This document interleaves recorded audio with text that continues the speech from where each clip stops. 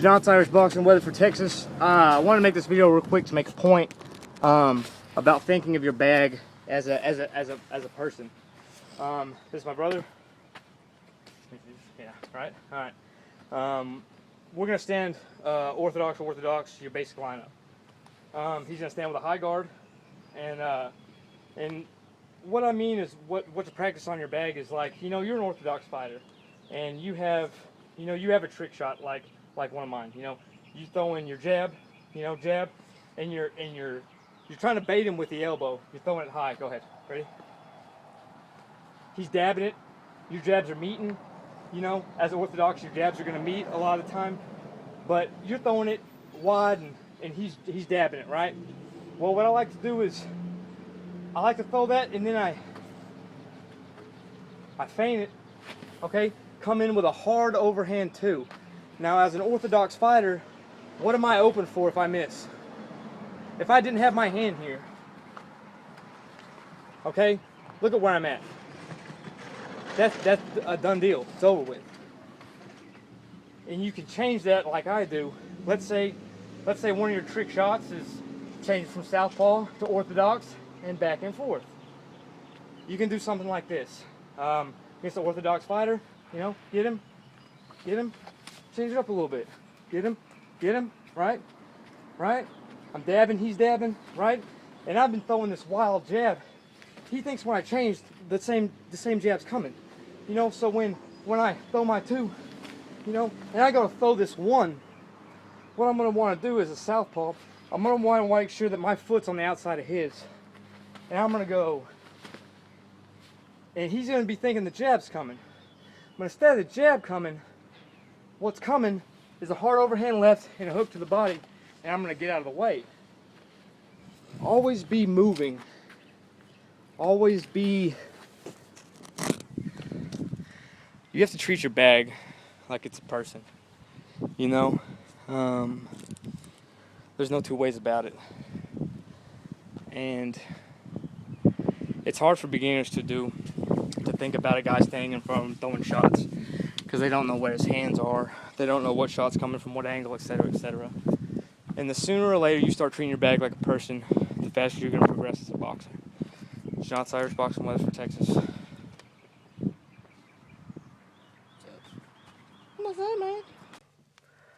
This clip here, I caught my brother outside. I needed a body.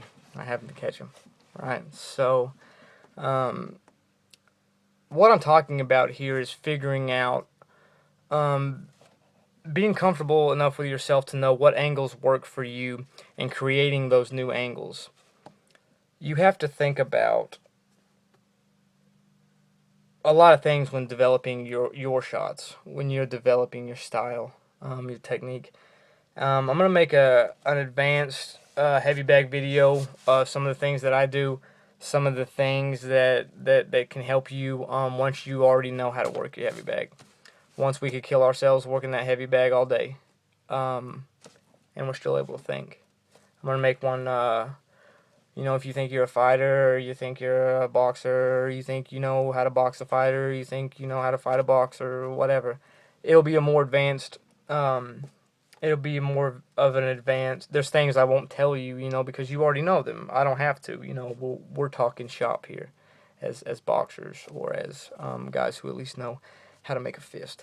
So let's look at this last video. You know, me setting up the shot that I set up, orthodox against orthodox. It's still one of my trick shots as an orthodox because he doesn't expect it, and I'm out of the way. Because after I throw that big overhand right as a orthodox fighter, I'm coming over with my overhand right. I'm dropping my elbow down to protect my body. My left's in front of my face. Bang! And immediately I'm here.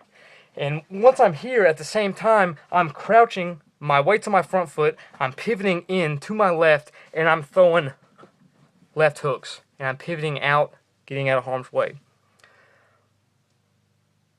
If I'm not comfortable with it, I'm the kind of guy that changes from southpaw to orthodox all the time. Get out of danger, keep him on his toes, change the pace, whatever I need to do. I'm comfortable doing it. I can move to the right as an orthodox fighter, or I can just change to southpaw and just get out of dodge, right? And say what you want about being able to fight southpaw or southpaw having an advantage, but being comfortable in the stance that you don't use, right? Learning to be comfortable being off balance as much as you can. Being not only dynamic isn't the word I'm looking for. Not only are you more versatile, but you have to understand something about southpaws is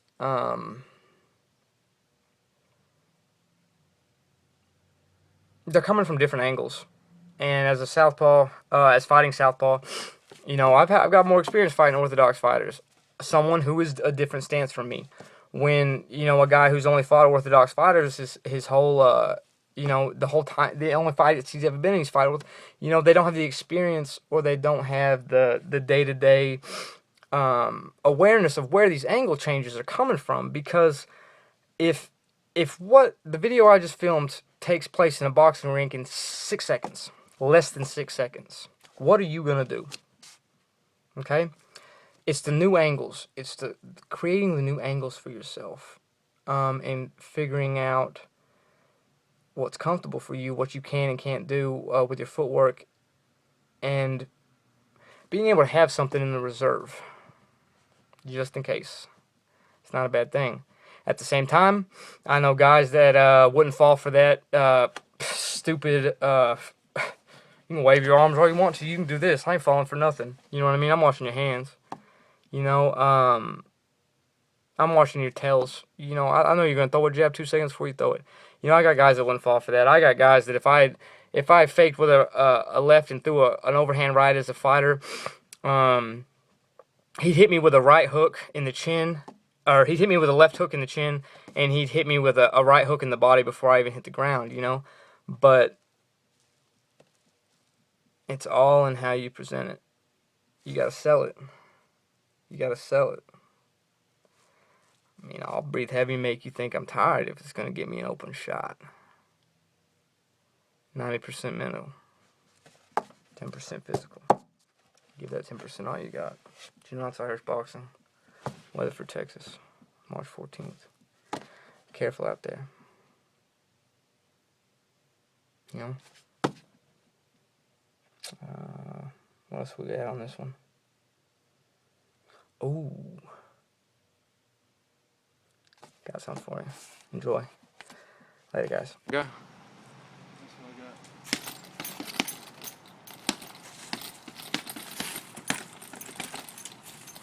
Fucking better kick that motherfucker. Well, I better fucking do.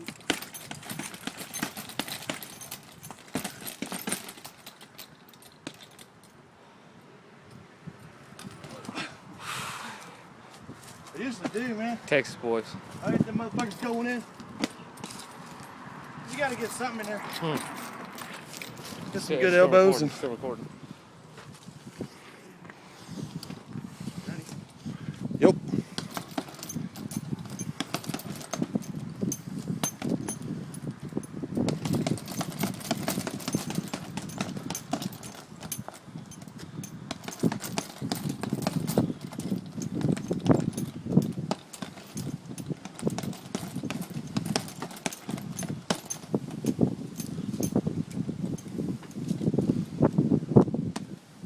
Thanks, boys. Now, for an explanation on that, found that on my phone this morning. I thought you guys would like it. It's a memory that's near and dear to my heart. I obviously had a little more weight on me then. That was my buddy Ethan Powell. He's a good guy. He's got meat clubs. He's got heavy hands. The guy hits you, you're gonna know it. Perfect illustration of what not to do when you walk past the bag. Hit it bare knuckle.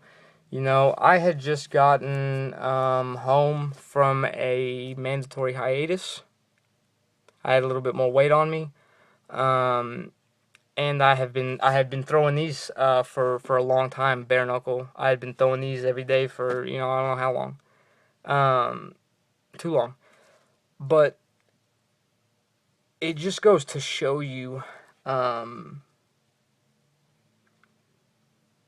even though those shots are coming where they're coming from, that I'm throwing bare knuckle on that bag,